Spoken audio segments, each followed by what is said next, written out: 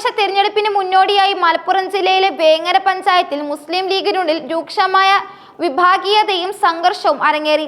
Seat വിഭജനത്തെയും സ്ഥാനാർത്ഥി നിർണയത്തെയും ചൊല്ലിയുള്ള തർക്കം പരസ്യമായ കൂട്ടയടിയിൽ കലാശിച്ചത് സംസ്ഥാന രാഷ്ട്രീയത്തിൽ വലിയ ചർച്ചാ വിഷയമായിരിക്കുകയാണ്.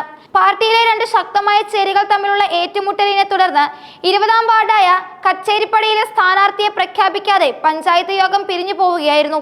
മുസ്ലിം ലീഗിന്റെ ശക്തി കേന്ദ്രങ്ങളിലൊന്നായ മലപ്പുറത്ത് പ്രാദേശിക ഘടകങ്ങളിൽ പോലും സ്ഥാനാർത്ഥി നിർണയത്തെ ചൊല്ലിയുള്ള കടുത്ത ഭിന്നത നിലനിൽക്കുന്നു എന്നതിന്റെ സൂചനയാണ് വേങ്ങരയിലെ ഈ സംഭവം. പഞ്ചായത്ത് തലത്തിൽ നടന്ന സ്ഥാനാർത്ഥി പ്രഖ്യാപന യോഗത്തിനിടെയാണ് പ്രശ്നങ്ങൾ ഉടലെടുത്തത്. കച്ചേരിപ്പടി വാർഡിൽ ആര് സ്ഥാനാർത്ഥിയാക്കണം എന്നതിനെ ചൊല്ലിയുള്ള ചർച്ചകൾ തർക്കത്തിലേക്കും പിന്നീട് കയ്യാങ്കളിയിലേക്കും നീങ്ങുകയായിരുന്നു. തർക്കത്തിന് പ്രധാന കാരണം ഒരേ വാർഡിലേക്ക് രണ്ട് വിഭാഗക്കാർ ഉയർത്തിക്കാട്ടിയ രണ്ട് പ്രമുഖ വ്യക്തികളാണ്. ഒരു വിഭാഗം പ്രവർത്തകർ പഞ്ചായത്ത് മുസ്ലിം ലീഗ് പ്രസിഡന്റായ പറമ്പിൽ ഖാദർ സ്ഥാനാർത്ഥിയാകണമെന്ന് ശക്തമായി ആവശ്യപ്പെട്ടു. നിലവിലെ പഞ്ചായത്ത് ഘടകത്തിന്റെ തലവൻ എന്ന നിലയിൽ അദ്ദേഹത്തിന് അർഹതയുണ്ടെന്ന് ഒരു വിഭാഗം വാദിച്ചപ്പോൾ മുൻ വാർഡ് മെമ്പറായ CP ഖാദറിനെ സ്ഥാനാർത്ഥിയാക്കണമെന്ന് ആവശ്യപ്പെട്ട് മറ്റൊരു വിഭാഗം രംഗത്തെത്തി. CP ഖാദറിന്റെ മുൻ പരിചയവും ജനകീയ അടിത്തറയുമാണ് ഈ വിഭാഗം ഉയർത്തിക്കാട്ടിയത്.